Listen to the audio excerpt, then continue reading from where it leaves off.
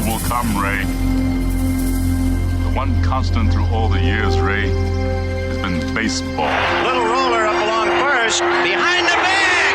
It gets through Buckner. Here comes Knight, and the Mets win. Now the 2-1. Line drive to base hit. Just as the score of the tying run. Green to the plate. And he is safe. Safe at the plate. The Braves go to the World Series. Have reserved seats somewhere along one of the baselines that sat when they were children and cheered their heroes. Gibson swings and a fly ball to deep right field. This is going to be a home run. Unbelievable! A 3-run home run for Bucky Dent. The Yankees now lead by a score of 3-2. Ladies and gentlemen, Mazeroski has hit a 1-0 pitch over the left field fence at Ford Field to win the 1960 World Series. They'll arrive at your door as innocent as children, longing for the past. The Pope arrived at Yankee Stadium. As one enthusiastic announcer put it, he is standing on second base. Reggie Jackson. Long drive right field. It is goodbye. Big World Series for Reggie. The Blue Jays are World Series champions as Joe Carter hits a 3-run home run. Racker throws. There's a left back. It's going to be, I believe, the Giants from the pennant. The Giants from the pennant. The Giants from the pennant. The 0-1 pitch. A liner off Nagy's glove into center field. The Florida Marlins have won the World Series. The memories will be so thick that I can brush them in their faces. The 1-0 delivery to Fisk. He swings, long drive, left field. If it stays fair, it's gone. Home run. The Red Sox win. And the series is... Lolich fires. Ball is hit high in the air. This should be the series. Freehand waving everybody away in foul territory. Detroit wins. Here's the pitch to Willie. Here's a liner straight to Richardson. The ball game is over and the World Series is over. Willie McCovey hit it like a bullet. A line drive right Baseball to mark the time. The Oakland A's take. I'll tell you what, we're having an Good evening, ladies and gentlemen, and welcome to Candlestick Park for Game 3 of the 1989 World Series. It's been erased like a blackboard, rebuilt and erased again. Frank Robinson, the right-hand batter. long drive to left field. Way back. Gets hit back. Home run. Base hit loaded, 1 out. Pena in a jam. The Twins are going to win the World Series. The Twins have won it. Ozzie with 1 out. Smith corks one into right down the line. It may go. Go crazy, folks. Go crazy. It's a home run. And the Willie Mays just brought this crowd to its feet with a catch, which must have been an optical illusion to a lot of people. This field, this game, is a part of our past, Ray. It reminds us of all that once was good, and it could be again. Discovery, I like your car, but I'm absolutely not paying an annual.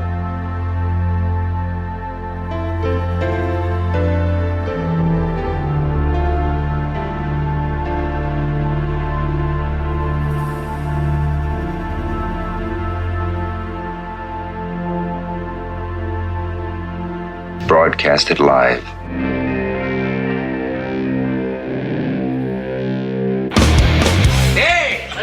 Who wants to have some fun? There are balls coming from all over the place. Left field, center field, right field. See, this is the kind of thing, quite honestly, right now, that makes you want to see the Chicago Cubs team lose. Now, you just saying you want to have fun, or do you really want to have fun? It'll be fun. Will the next person that sees anybody throw anything onto this field, point them out, or get them out of here? You don't live in Cleveland. You live in Cincinnati. You talking to me? You talking to me? That is the farthest thing in the universe from the truth. Hello, everyone, live. It's the Dan Scott Show. And right there is your host, Dan Scott.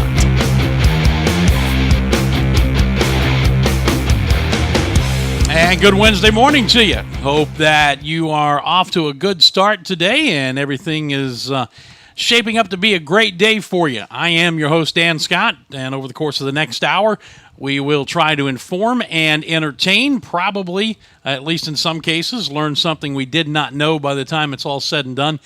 And you know our goal here, if you're having a good day, we don't want to do anything to mess it up. And if it's not gotten off to a great start, well, then maybe we can do something to provide a bit of a lift for you. Boy, it's another beautiful day. It's going to be another hot day here in the upstate of South Carolina, and that's normal for this time of year. Seems like, I was talking about this with somebody the other day. We transitioned out of winter and didn't have a whole lot of what you would call spring. I mean, we have been battling rain all spring long during the college baseball season, and then all of a sudden, it's like the furnace got turned on, and it went directly to summertime. But even now, I've been filling in on the Greenville Drive broadcast for the past couple of months, and even now, we have been battling rain. Maybe it's just because of my baseball connection. Maybe the baseball gods are trying to rain on my parade a little bit. I don't know. But in any event, it's a nice day right now, and we'll see how it shapes up as we go on through the rest of the weekend. Speaking of baseball, the Greenville Drive will be back in town for the final 4 games of the regular season, beginning on Friday, Saturday, Sunday, and Monday. Tom Van Hoy and I will actually call 3 of those 4 games. Can't call the Saturday game, though, because of some other small broadcast we'll be doing in front of about 80,000 of our closest friends and family members over at Death Valley when Furman takes on Clemson in the season opener. But final 4 baseball games at Fluor Field, unless they're able to sneak into the playoffs coming down the stretch here, which mathematically is still possible. But it's been a good summer for me, loving to broadcast baseball like I do. I do not like the circumstances under which I've been given this opportunity, because it comes at the expense of our good friend Ed Jensen having some serious health issues that have kept him out of the booth. But I have really enjoyed the opportunity and have relished the chance to fill in for him more than anything else. And we get to do it at least 3 more times before we shut baseball down for good on Labor Day Monday afternoon. But everybody else's attention is turned squarely towards football right now. I know how this goes. And we're in that mode as well. This week has been one that and you guys know, if you deal with sales of any kind, you know how these things work. There is always a 100% deadline that cannot be crossed or moved back. It absolutely line in the sand. This is the deadline when things have to get done, unless you have cash. And by the way, we'll do whatever needs to be done. The world of sales is one where that kind of scrambling goes on, and the trickle-down effect is when you are in the position I am now, starting my 3rd year as the director of broadcasting here at Furman, and as the kind of de facto executive producer of the network, as Hunter Reed calls me. I have to put together the formats, which means what commercials we have, sponsors we have, slot them where they're going to go in each broadcast in the Clay Hendricks show, make sure all of those commercials are done and sent to the guys at our radio station so they can get them on. Have to get the game imaging done, and for those of you who are not familiar with that term, that is, you turn on a radio broadcast and Mr. Big Voice says, the Furman Paladins are on the air, or the Clemson Tigers are on the air. Today's broadcast is brought to you in part by boom, boom, boom, that kind of stuff. All of the imaging, the little liners that bring you back from a break sometimes, all that had to be done. God bless Craig DeBolt. He knows every year that he is going to get our imaging sheet for him to record in the week of the game, the week of the opener. But that's just the way it works because sponsors here, sponsors there. Oh, they've decided not to do this, and we're going to plug somebody else in here. And rather than have somebody do something 2 or 3 different times, nature of the business is Craig just has to sit and wait and wait and wait, but he knows he's going to get it. He's going to be able to do it once most of the time, and he'll be done with it. So if I had a hat on, I would tip it. I'll give you the old Benny Hill salute instead, my friend Craig DeBolt with Salem Broadcasting. You are a trooper, and we greatly appreciate what you do for us here at Furman. So you got all that going on. Tomorrow is the day that I'll do all of my pregame interviews. Clay Hendricks. This year on the broadcast, we're adding in regular interviews on a weekly basis with the coordinators, offensive coordinator George Quarles, defensive coordinator Chad Staggs, and Ed Patterson, our In the Trenches feature, he said. So all that'll get done tomorrow. All that'll be pre-produced, sent to Trey Falco, our producer.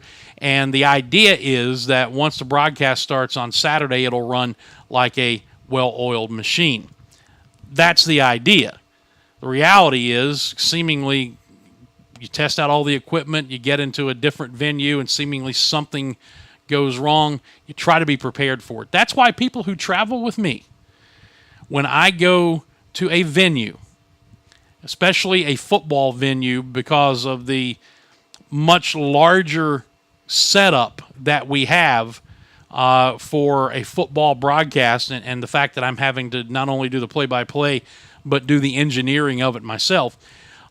We get there 3 hours, at least 3 hours prior to airtime, which this year is 90 minutes prior to kickoff. So we're going to be on site at least 4.5 hours prior to the game kicking off. Why?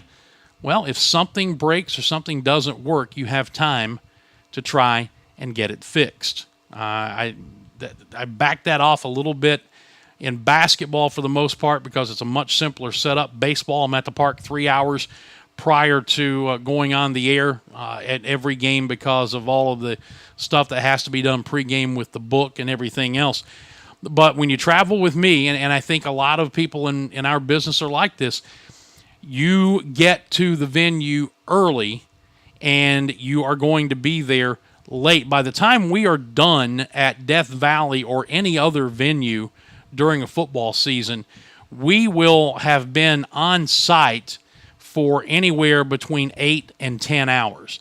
That's why when we go places, and from time to time you will hear me make snarky little comments about the lack of first-class treatment for not just the media, but the other game day people who work at an event to pull it off so the fans can enjoy that game day experience. But all the ones who have access to the press box, you'll hear me make snarky comments from time to time about a very poor meal, or more and more going places and there's no pregame meal.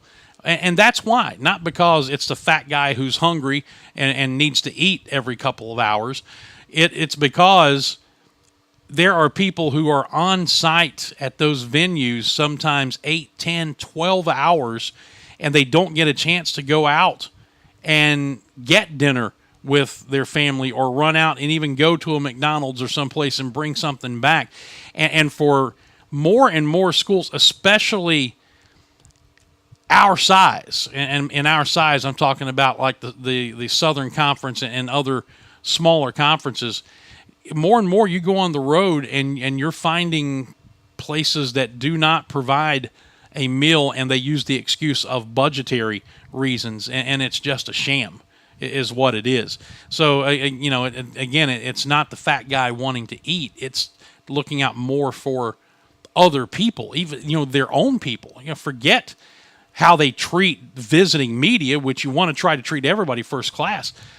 But you ought to treat your own people better than that. And that really burns me up. That's why I say I have been blessed to work with two great universities and two great sports information directors, the just retired Tim Beret for the time I was at Clemson, and the still going strong Hunter Reed here at Furman.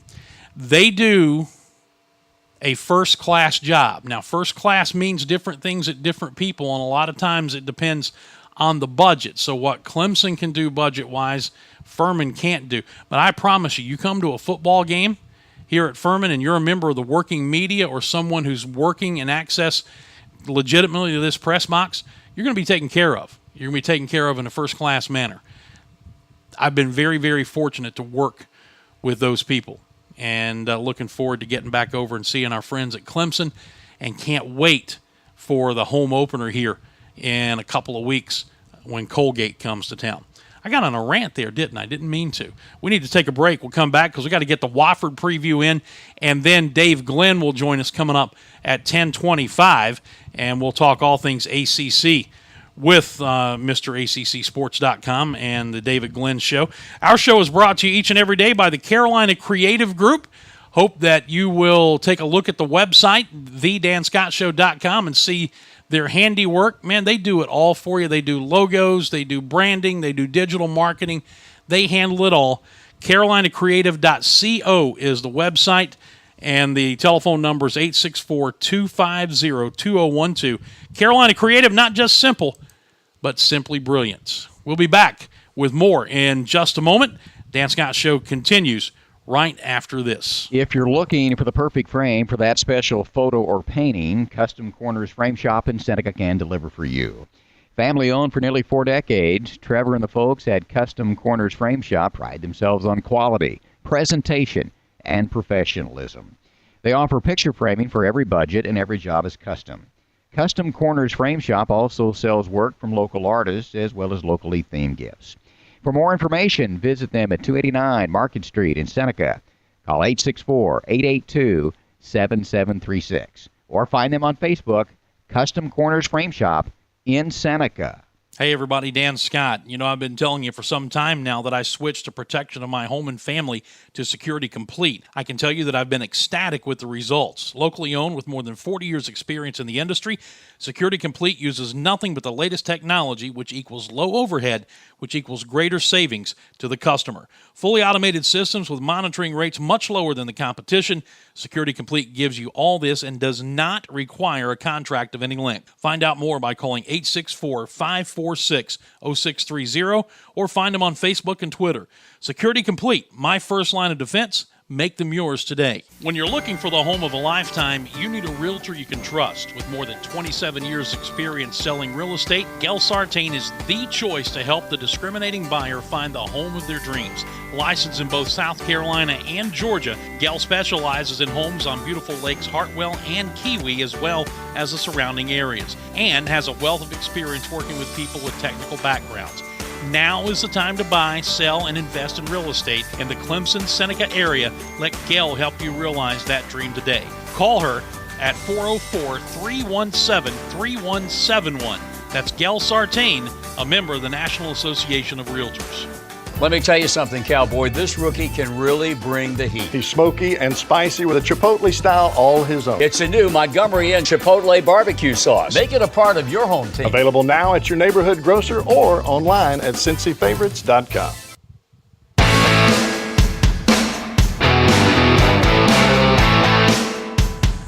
All right, we are back. It is 10:16, so we've got to hurry here. We may not get all the way through the Wofford preview, but you'll get at least a good understanding of what Josh Conklin thinks about his team with their brand new play-by-play voice, by the way, Jim Noble, leading the discussion. Here is the Wofford preview from the SoCon Digital Network. Take a watch, take a listen, take a look at the Terriers.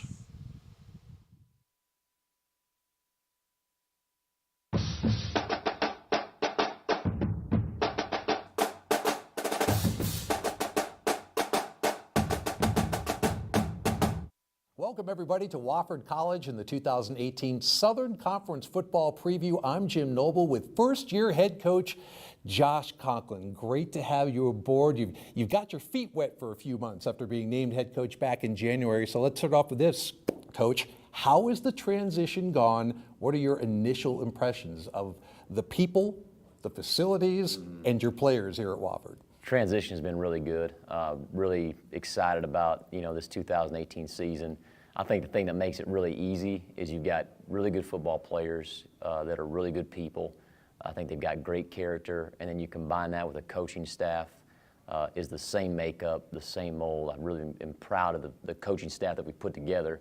And then when you take a look at our administration and the people from the president's office all the way down, I think every person on this campus has a feeling of wanting you to be successful and willing to help out in any way they can, and that makes this place a special place. You were here for 3 years under Mike Ayers. You know what kind of guy he was and the traditions and the principles he instilled here.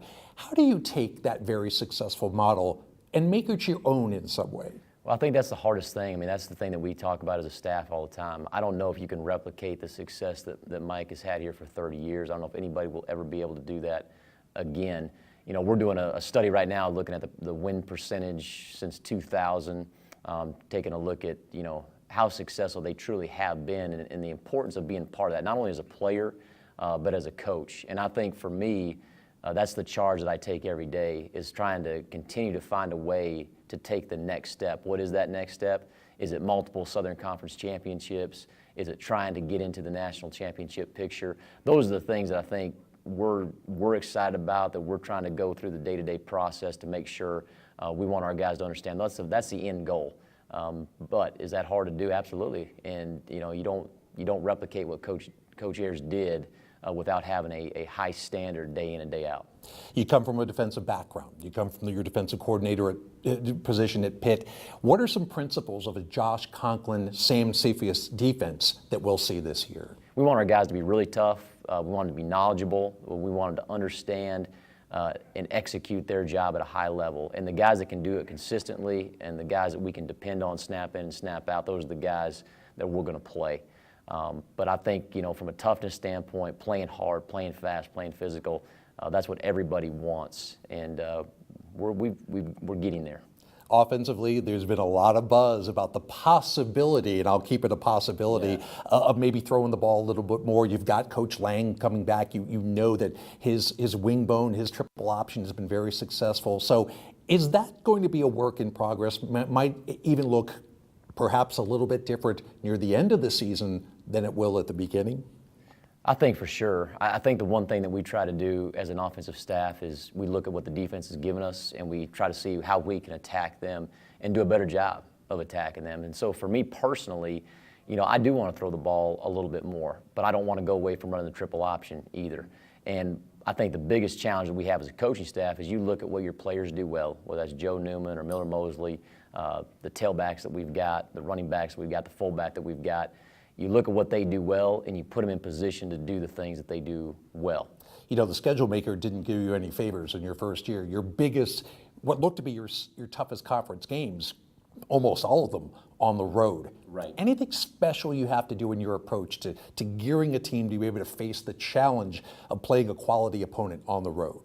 It's always a challenge. I mean, there's nothing better than playing at home. Obviously, you're in your own environment. But I think the thing that the guys just have to understand is no matter where you're at, the field is the same dimensions, and it comes down to executing and doing your job in all those situations. And we've tried to challenge our guys. It doesn't really matter where we play. We try to put them in some adverse situations even during fall camp so they can get adjusted to that, and knowing that we do have a tough schedule and we're going to be on the road and we're going to have to win those football games, and they're probably going to be close football games at the end of the game. The first game, the Citadel, it's fast approaching. Have you thought about what your emotions will be taking the field, running out for the first time as a collegiate head coach? I really haven't. The one thing that I take a lot of pride in is I ask a lot of questions of our staff. I think it's really important that everybody has input.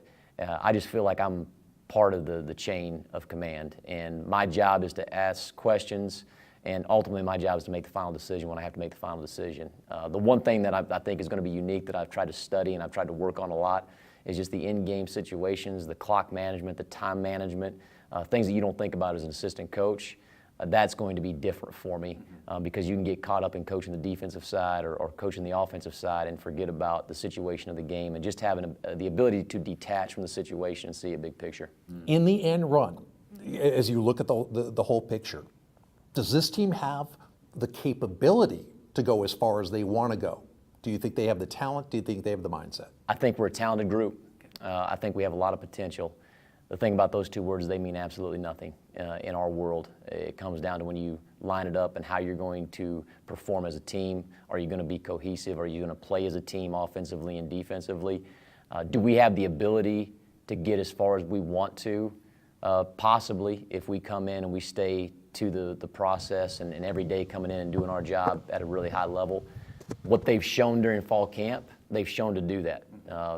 And I think if we can continue that process and get stronger and better as the season goes on, we can have a chance to be really good. If not, then we're going to get what we get, and we'll deserve it. Well, it's great to have. That was the interview with Josh Conklin, the new head coach at Wofford, taking over for Mike Ayers, the legendary Terriers coach who was there for 36 years, I think. He is off in retirement and taking speaking engagements, and Josh Conklin has the reins now of the team right up the road here on just up I-85. When we come back, we will shift gears, and we will welcome in Dave Glenn of ACCSports.com, see what Dave has for us today, among other things.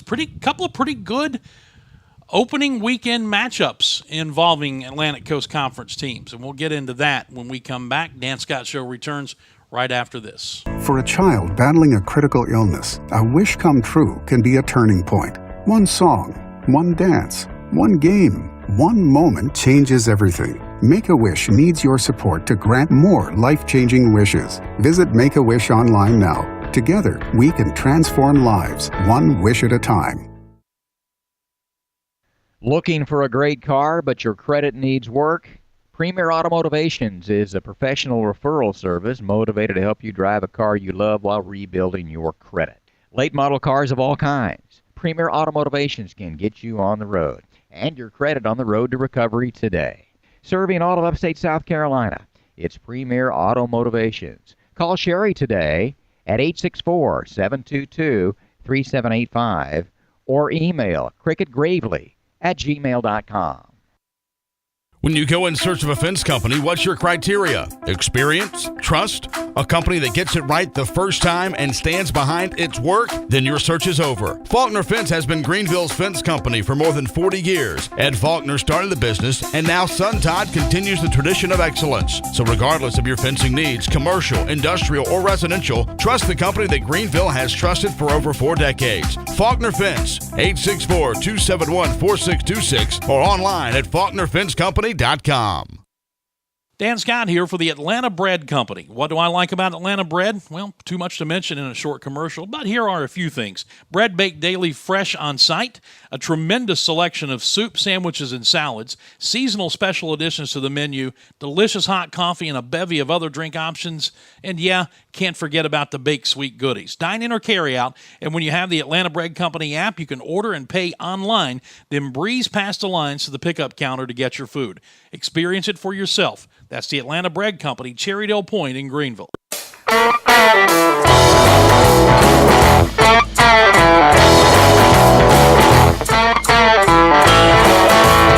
right, we are back. It is the, I guess, second full segment of the program.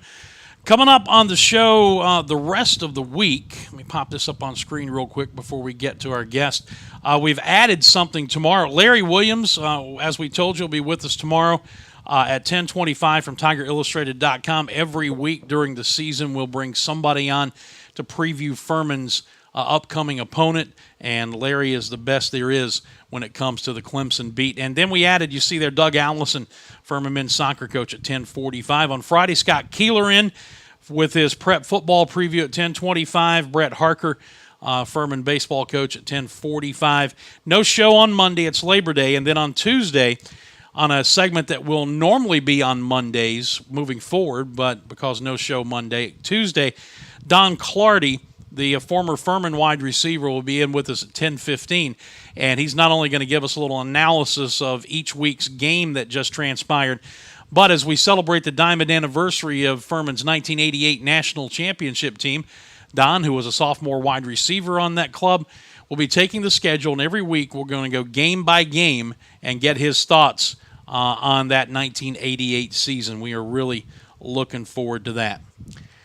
Looking forward to the next 15 or 20 minutes as well, as we go to the aptly named Celebrity Guest Line and welcome in Dave Glenn, ACCSports.com, and the purveyor of North Carolina-esque propaganda on the syndicated David Glenn Show throughout that state. He joins us here every Wednesday to talk ACC and much more. How you doing, man? Doing great, Dan. Games are almost here, man. We have one more thing to talk about. Yeah, exactly. I love it. And you know me, I'm going to start somewhere other than the ACC real quick, and then we're going to get into those games. But I just wanted to get your thoughts on the news that broke late last night and this morning. Another one of the scandals, obviously, that we've talked about that is permeating its way throughout college football, the Ohio State deal. What about the latest revelation now that has the tentacles of the Ohio State thing reaching down to Texas with the confirmation from Ohio State that Tom Herman was that assistant coach with Zach Smith on that $600 strip club spending spree they were on? Well, it's interesting if you're a Texas fan because you probably didn't know that was part of your new head coach's resume. From an Ohio State perspective, I really don't think it's a big deal. Believe it or not, more people go to strip clubs than many would like to believe is the case, and that's true among college football coaches as well. So who else was there may be a headline of the moment, but I actually thought that the revelation that Ohio State is still investigating some things was even more intriguing because Tom Herman's not going to lose his job over this revelation. Ohio State's case doesn't change at all based on, who was there with Zach Smith back in 2014 at some strip club in Florida with a bunch of high school coaches. I mean, it's actually going to end up being a trivial footnote in the end. But what else is Ohio State investigating? That's intriguing to me because why go through the grand staged press conference with the president of the university, the athletic director, and Urban Meyer in what turned out to be a public relations disaster? Oh, yeah. Given how poorly it went and the rest of those details. I'm intrigued by that part of this story and less so by what might be a titillating, excuse the expression, headline, but not one that is going to end up having a lot of practical repercussions. You like that, didn't you? That's why I bring you on, Dave, just for moments like that. That is an actual adjective in the dictionary. Yes, it People is. can look it up. Yeah, yes, it is. I understand. Journalism has served you well, my friend. There is one little aspect of that thing that could make it more than a trivial footnote, at least from what I was reading earlier this morning, and you mentioned high school coaches were there.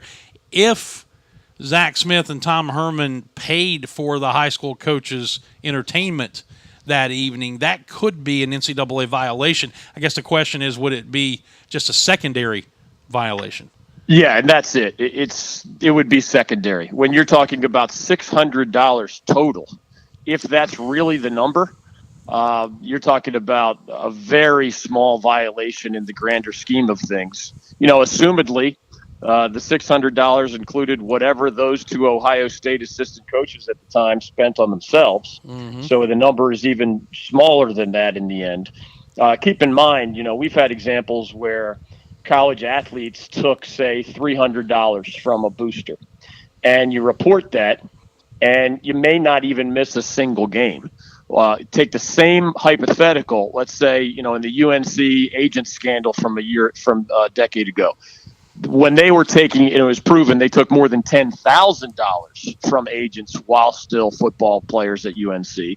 They lost the remainder of their eligibility. I mean, they were never allowed to play college football again. So the size of the crime does matter in a lot of different contexts, including this one. and that whether it's $400 or $600 spent on high school football coaches in Florida, it's not good news for Ohio State, but it's not a huge headline compared to domestic violence allegations and how the university and how the head coach handled those. Yeah, I just have two thoughts that came to mind. Number one, these numbers will be much higher if we were talking about probably some NBA players or Pac-Man Jones. Number one, and number two, I can't believe you followed up the use of the word titillating with talking about the size of the infraction that matters. How about that? Yeah, that's what I'm here for, Dan. I'm here all week. Please tip your waitresses. That's what we do. Try the veal. I love it. Dave Glenn, ACCSports.com. All right, it is opening week. Let's get to some games here, and there are a couple of pretty good openers, or at least potentially good openers, including a conference matchup between Virginia Tech and Florida State down in Tallahassee on Monday night. That's a nice little season opener for your career for Willie Taggart. I agree with you. And what also is fun is that not only is the ACC, this football conference that nowadays can say, hey, we've won 2 of the last 5 national championships in football. No other conference can say they've won more than 2 of the last 5. We know they have those record-setting bowl numbers as well over the last couple of years. But beyond that, they're getting more often into these high-profile games, not only throughout the season because they end up with more good teams than the ACC used to have, but here on this opening weekend. So after a Saturday that offers more games than we can count, right? It's going to be Washington against Auburn, top 10 teams on the national stage. It's going to be Michigan against Notre Dame, top 15 teams on the national stage. There were years that you and I have been together where it was too often the ACC beating up on a bunch of cupcakes while other leagues got to enjoy these spotlights and the eyeballs of recruits and the prestige that can go with it if you can win your share of those games. Mm-hmm. Nowadays, after the onslaught of Saturday games where you can't even count them all, you have leading into that smaller games, but still national TV games. Wake Forest at Tulane tomorrow night. Army visits Duke on Friday night. They're both on national TV. But way more importantly, after the Saturday games, dozens of them, there is a Sunday night spotlight on the last weekend that does not offer NFL football in competition. And it's number 8 Miami against number 25 LSU in Arlington, Texas on ABC. And as you said, the day after that, it's 2 top 20 teams and a head-to-head matchup with the Hokies visiting the Seminoles. So I think just the fact that the ACC is in these conversations with Clemson as a popular pick to either win it all or at the least make the college football playoff again, Miami, Virginia Tech, Florida State, and others as intriguing kind of 1B teams in the ACC power rankings as we speak. And as you said with Willie Taggart, how can you not be intrigued? He's the only new head coach in 14 programs in the ACC this year. How can we not be intrigued about how a young coach getting his chance to return to his native state in the shoes where Bobby Bowden helped the Seminoles win multiple national titles and Jimbo Fisher helped them win 1. I mean, to me, how he does this season, of course, is an even bigger story. But does he get off on the right foot against a quality opponent like Justin Fuente and Virginia Tech? I think it's one of the more intriguing stories of the entire college football weekend, not just the ACC. And oh, by the way, it's a conference game. So yes. Not only does it have that national perspective to it, it's going to be a factor in the conference standings. A 1-0 in the league is a lot better than 0-1. No doubt about it. And we're going to find out. There's no doubt that Florida State has some Florida State-like talents, right? I mean, they not only have one experienced quarterback, they have 2 experienced quarterbacks. DeAndre Francois is back from his injury. Willie Taggart announced him as his starter earlier this week. James Blackman was the guy who started all of last year after Francois got hurt. So some schools in the ACC, I think there's 5, Dan, that are breaking in a relatively new or brand new quarterback. And at those schools, there are typically lower expectations. Louisville without Lamar Jackson, Carolina, Pittsburgh, UVA, Wake Forest. They're either breaking in a brand new QB or a relatively new one who was maybe only a part-time starter last year. Whereas at Florida State, Willie Taggart has two guys who have basically a full season of starting for the Seminoles under their belts over these last 2 years. So that has to be a comfort zone. We also know they have guys like Cam Akers at running back, who is a truly spectacular talent. Young wide receivers who hope to become brand names soon. I don't know if FSU has the top to bottom of the depth chart, talent and experience the way they often had under Bobby Bowden, but they certainly have some of those high-end players who would love to use Monday Night Spotlight game as a coming-out party. Dave Glenn, ACCSports.com, and the David Glenn Show with us as he is every Wednesday from August to April, breaking down the league and the world, and also a little comedy, as you may have picked up on a little while ago. Hey, you kind of segued into where I was going to go. One of those teams breaking in a new quarterback, you mentioned Louisville minus Lamar Jackson going in to face number 1 Alabama Saturday night at 8 o'clock. If this is a Louisville team with Lamar Jackson at quarterback going into Alabama, this has a lot more intrigue to it than perhaps this week does. I agree. I don't give the Cardinals much of a chance. I think, this league has several tiers to it, and I would put the Cardinals kind of on that middle tier, where I would be shocked if they have a special season. I don't think they're going to be 3-9 either, the way some schools have to worry about in this league. But they are breaking in a guy named Juwan Pass. He's about 4.2 star of their spring game with about 350 passing yards. He was named a team captain, which I thought was interesting, given that he's only a redshirt sophomore, and that more often goes to seniors. They really love him. And Bobby Petrino, who's certainly an offensive guru, says there are certain things that Juwan Pass does better than Lamar Jackson did them. Now, Lamar Jackson was one of the great dual threats in modern college football history, so nobody expects Juwan Pass to play to that level, certainly not against the Alabama Crimson Tide. I'll be surprised if Louisville keeps that game close. They're just not as good as they were in some of those Lamar Jackson times. So I think saving face would be an accomplishment against Alabama. North Carolina has been beaten up physically in the preseason. They go on the road at California. We talked a little bit last week that this may be a very important year for Larry Fedora and his tenure with the Tar Heels. Do you see them going out to Cal and knocking off the Bears? They have a shot. I saw these two teams play last year in Chapel Hill, and it went down to the wire. It was a high-scoring game. The Tar Heels couldn't stop Cal. Cal couldn't really stop the Tar Heels, and the Bears ended up with a one-possession victory. If you can't beat them at your place with somewhat similar personnel, it's a bigger challenge to beat them at their place, obviously, after a long trip to Berkeley, California. Cal is, I think, a touchdown or so favorite. The Tar Heels are an underdog in more ways than one. They're missing players because of the shoe scandal suspensions. They're missing the guy who started most of the time at quarterback last year, Chaz Surratt. He's serving a 4-game suspension. They have a guy in Nathan Elliott at quarterback who is a gritty kid with leadership skills, and he went 2-1 as a starter last year when Surratt was injured. But I just don't think the Tar Heels are that good, Dan. When you look at these 14 teams, I don't think there are a lot of candidates to just sort of bottom out. But the Tar Heels are coming off of 3-9. It is fair to say that they had a spectacularly unusual series of injuries a year ago. And that explains part of 3-9. I just don't see a lot of high-end players there. I think a bowl is a goal for Larry Fedora. I'd be shocked if they're much better than, a bowl eligibility minimum. And there is the possibility that coming off of 3-9, they have another face plant.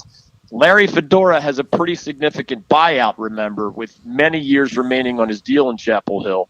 So we'll see if that becomes a conversation piece later. It would help him a lot if he can go 2-0 at Cal this week and then at in-state rival ECU next week. Imagine if the Tar Heels are hosting their first game this year 0-2 after those losses rather than, say, 2-0 or even 1-1. I wouldn't want to be Larry Fedora walking into that 0-2 scenario. Yeah, no kidding. Since he's been at Wake Forest, Dave Clawson, I think, has gained a lot of respect around the conference and beyond the conference borders. I don't think there's any question about that.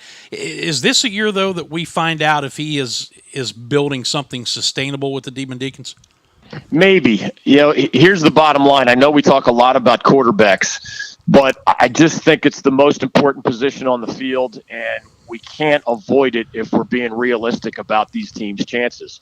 The good news at Wake Forest is that Dave Clawson, at every stop, I mean at Fordham, at Richmond of the FCS, at Bowling Green in the Mid-American Conference, and now these last 4 years at Wake Forest, he has a blueprint. He believes in it, and the results are simply undeniable. The guy knows how to build football teams. They get better by a lot from year 1 to year 4. And, of course, his season last year with the Deacs was his best season in Winston-Salem. The hard part about getting even better than last year is that he's breaking in a true freshman at quarterback. There's a young man named Sam Hartman. He played part of his high school career here in North Carolina, part in South Carolina. He's kind of like John Wofford, who was their starter the last 4 years. Undersized. He's only 6 foot tall, or maybe 6'1", known for his toughness, known as an accurate thrower, huge numbers at the high school level. But even John Wofford, remember, took some time. As a freshman, he was forced in there, thrown into the fire on a team that did not have a good record. And by the time he was a senior, he had a much better supporting cast, and they're going to bowls, back to back. Sam Hartman inherits a much better supporting cast than his predecessor, John Wofford. Like, he has a veteran proven offensive line. He has a playmaker at wideout named Greg Dortch. He has experienced running backs to help him out. But your guess is as good as my guess, is as good as Dave Clawson's guess as to how true freshman Sam Hartman is going to, do tomorrow night at Tulane on national TV, much less when the sledding gets tougher against divisional rivals like Clemson and Florida State. So, yeah, I think they're a much better program, but I don't know if the record's going to be even equal to last year because their veteran QB, Kendall Hinton, is dealing with a suspension of his own for violating team rules, and Sam Hartman might force Kendall Hinton into an uphill battle to getting that job back if he plays well enough to open the season. Well, let me ask you this before we move on and start getting in a wrap-up mode here, because I know you got other things going on, and we're visiting with Dave Glenn of ACCSports.com. Is it a fair question to ask about Dave Clawson or someone in his position? I mean, you mentioned he has a blueprint for building programs, and you mentioned every stop that he's been at. The flip side of that is he has never been anywhere long enough to sustain something. Is that a fair question to ask? Now he's a builder, but is he a sustainer? Yeah, I think it's a more fair question for a guy, say, when Justin Fuente was hired at Virginia Tech, his body of work as a head coach was 2 years at Memphis. That's not a proven track record of success in my eyes. You took somebody else's players, maybe you were promoted from within in some cases, but a 2-year body of work, to me, is much more of a roll of the dice. When Dave Clawson at least spent 3 or 4 years in those other places and inherited bad teams and started out slow, in his first year, but built it up to 8, 9, or 10 wins by year 3 or year 4, to me, that's much more of a proven commodity. That shows that your blueprint works beyond any shadow of a doubt. Even Willie Taggart at Florida State, remember, he only spent 1 year at Oregon. He only spent a few years at his alma mater, Western Kentucky. He did have a little bit more sustained success. I think it was over 4 years at South Florida. So when you can do at Wake, one of the tougher places to win in all of college football, all of the Power 5 for sure, what Dave Clawson's done these last 4 years, I respect that. Now, as with Jim Grobe, remember, who took the Deacs all the way to one of the only football ACC titles in the history of their school, yeah, he had a hard time sustaining that. But I still think he was a heck of a good coach and a heck of a good fit for Wake Forest. I think we're going to end up saying the same about Dave Clawson in the long run. All right, the game, obviously, that I'm most focused on comes up on Saturday at Death Valley, and it was announced earlier this week that Kelly Bryant will be the starting quarterback. Probably not a real surprise, but you're going to see Trevor Lawrence play not only Saturday but throughout the year, and that could be an ongoing battle. I want to talk about Harris Roberts, though? Has the story, which has gone viral, ESPN Game Day was here yesterday filming, has that gotten much play up your way about a Clemson student quarterbacking Furman against Clemson in Death Valley on Saturday? A little bit. I mean, it's just such an unusual story that it hit everybody's radar.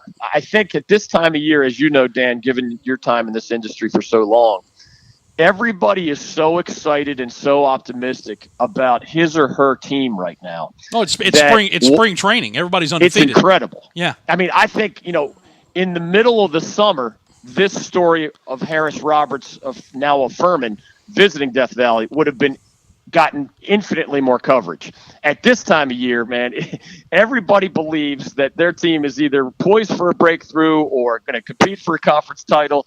Optimism is high, and that means even these great, I'd call them human interest stories, don't get quite as much attention because rather than the slower tumbleweed days of the summer when it comes to sports headlines, they're almost more topics than we have the time to get to at this time of the year, with the games at this point only one day away. Yeah, it has, though, gone viral. There have been a number of stories. AP did it nationally. CBS is doing a TV piece on it. I mentioned Game Day was here yesterday for a good long time, so we'll see that on SportsCenter and on College Game Day on Saturday. Good publicity for Furman, no question about it. For sure. Tell us how they can get more of this great information.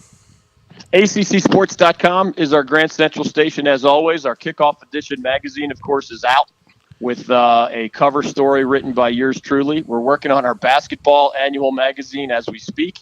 And in the meantime, if you like football, you like men's basketball, you like recruiting, and you like those things with an ACC flavor, we hope you follow us on Twitter at ACC Sports, also at David Glenn Show. You also can find all the ACC or even NCAA-related audio from my statewide radio show.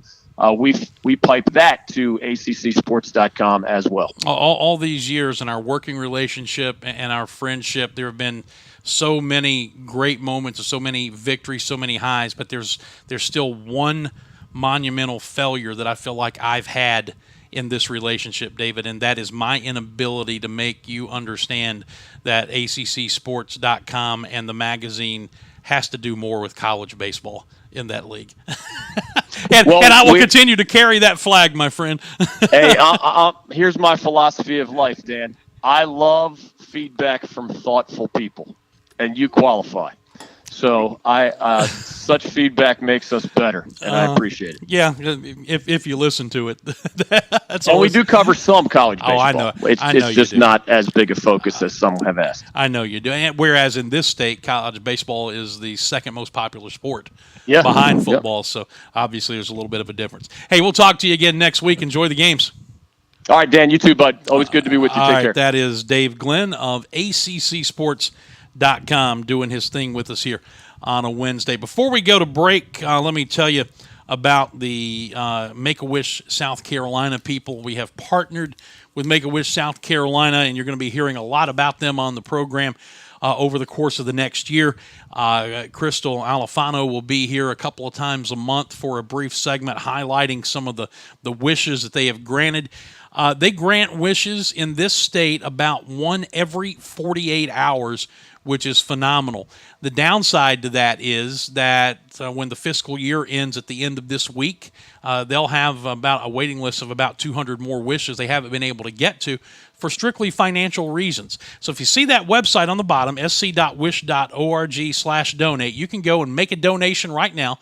But there are other ways you can help, and you'll find out when you get to the website. You can donate air miles. You can, if you have a car that you've been thinking about selling, you can donate it to Make-A-Wish South Carolina and let them reap the benefits of it. It takes about an average of $7,500 to grant a wish, and my goal over the course of the next year and beyond is to see if we can't take a chunk out of that 200-child waiting list and get more and more of those wishes granted. sc.wish.org is the website for Make-A-Wish South Carolina. All right, we will come back. We will take a quick look at what else is coming up the rest of the week. We'll take a look at the SoCon schedule for the weekend again and get you set for tomorrow's program. This is the Dan Scott Show, and we are back in just a moment. Don't go away. When you're looking for the home of a lifetime, you need a realtor you can trust. With more than 27 years experience selling real estate, Gel Sartain is the choice to help the discriminating buyer find the home of their dreams. Licensed in both South Carolina and Georgia, Gel specializes in homes on beautiful lakes Hartwell and Kiwi, as well as the surrounding areas, and has a wealth of experience working with people with technical backgrounds. Now is the time to buy, sell, and invest in real estate in the Clemson-Seneca area. Let Gail help you realize that dream today. Call her at 404-317-3171. That's Gail Sartain, a member of the National Association of Realtors. Hey everybody, Dan Scott. You know, I've been telling you for some time now that I switched the protection of my home and family to Security Complete. I can tell you that I've been ecstatic with the results. Locally owned with more than 40 years experience in the industry, Security Complete uses nothing but the latest technology, which equals low overhead, which equals greater savings to the customer. Fully automated systems with monitoring rates much lower than the competition. Security Complete gives you all this and does not require a contract of any length. Find out more by calling 864-546-0630 or find them on Facebook and Twitter. Security Complete, my first line of defense. Make them yours today. Looking for a great car, but your credit needs work? Premier Automotivations is a professional referral service motivated to help you drive a car you love while rebuilding your credit. Late model cars of all kinds. Premier Automotivations can get you on the road and your credit on the road to recovery today. Serving all of upstate South Carolina, it's Premier Automotivations. Call Sherry today at 864-722-3785 or email cricketgravely@gmail.com. If you're looking for the perfect frame for that special photo or painting, Custom Corners Frame Shop in Seneca can deliver for you. Family owned for nearly 4 decades, Trevor and the folks at Custom Corners Frame Shop pride themselves on quality, presentation, and professionalism. They offer picture framing for every budget, and every job is custom. Custom Corners Frame Shop also sells work from local artists as well as locally themed gifts. For more information, visit them at 289 Market Street in Seneca. Call 864-882-7736 or find them on Facebook, Custom Corners Frame Shop in Seneca.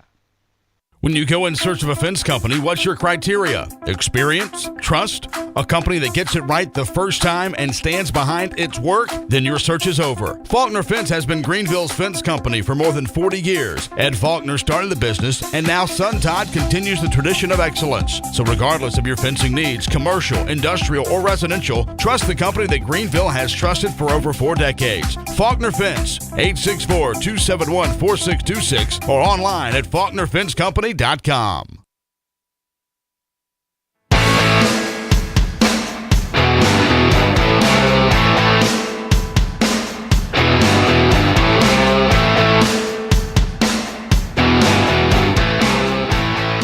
All right, welcome back to the show. I am Dan Scott. Good to have you with us as we continue here on this Wednesday edition. Where am I? There I am. Like I'm playing peekaboo with my grandson. You probably don't want to do that. What am I doing now? That's the next question. I am talking about Hall's Chop House in downtown Greenville, the Greenville Steakhouse. I've been telling you for quite a while now about the steaks, which are just off the charts, out of this world. Allen Brothers Prime Steaks out of Chicago. That's where the menu starts. Everything else falls into place under that. But again, I continue to beat the drum of the service. The place is packed on a nightly basis, and we're talking high-end, fine dining here, folks. And yet somehow, some way, through great training, great effort, and just pride in their jobs, the staff there, Billy and his staff, make you and your table feel like you're the most important people in the place. That is not something you get everywhere you go, and it's one of the reasons that Hall's Chop House is so successful, not only here in Greenville, but the original one down in Charleston, rather. They're open for lunch on Fridays and Saturdays, and brunch on Sundays. They have live music every time the doors are open, outdoor patio to enjoy when the weather is nice, and I just encourage you to go see them, maybe seeing a show or two from there on a Friday before too much longer as well. Hall's Chop House, the Greenville Steakhouse downtown. Please tell them you heard about them right here on the Dan Scott Show. All right, what else are we doing here? We're taking a look at the upcoming schedule again for Southern Conference play. It all starts tomorrow night with Chattanooga hosting Tennessee Tech and Samford entertaining Shorter. And then on Saturday, as you can see, one-day game, Furman at Clemson at 12:20. And then everything else at night, Western Carolina hosting Newberry at 6, Citadel and Wofford, a conference matchup at 6 o'clock, VMI on the road at Toledo at 7, Mercer at Memphis at 7, ETSU hosting Mars Hill at 7:30 p.m. Our broadcasts will begin from Clemson at 10:50 a.m. from Death Valley with the Bon Secours St. Francis countdown to kickoff. And Tom Van Hoy will be anchoring that, and we will be off and running with the 2018 college football season. There will be a frequency for you to listen inside the stadium, and what we'll do is we will tweet that out on not only my Twitter account and all of my social media, but on Furman Football's Twitter account. We'll get that out on game day as quickly as possible. So take a radio with you. You can listen inside the stadium to the broadcast of the Furman-Clemson game from our perspective. You can do that every game here at home. All you have to do is flip it over to the Campus FM 95.9, and on the road we will tweet out the frequency on a game-by-game basis. The first broadcast of the year, however, is not a football game. It is tomorrow night's Clay Hendricks show at Shortfields in downtown Travelers Rest. We'll have that for you from 6 until 7 p.m., and would love for you to come by and hang out with us there. Clay wanted to do one this year before the Clemson game, kind of capitalizing all the excitement of leading up to going over to Death Valley and playing. Normally we do them the week after the first game. That's when we start, but now we're starting here prior to game one and looking forward to getting it done. That is tomorrow night, Shortfields, downtown Travelers Rest. It all starts, and we will be ready to rock and roll and get going for the Clay Hendricks show, the first broadcast of the 2018-2019 athletic calendar year.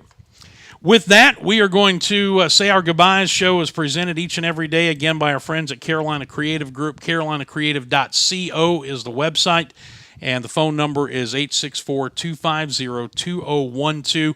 Please stop by and see them on their website. If you need a logo, you need a website, you need digital marketing, you need branding, you need anything along those lines, Randy and his folks can help you out.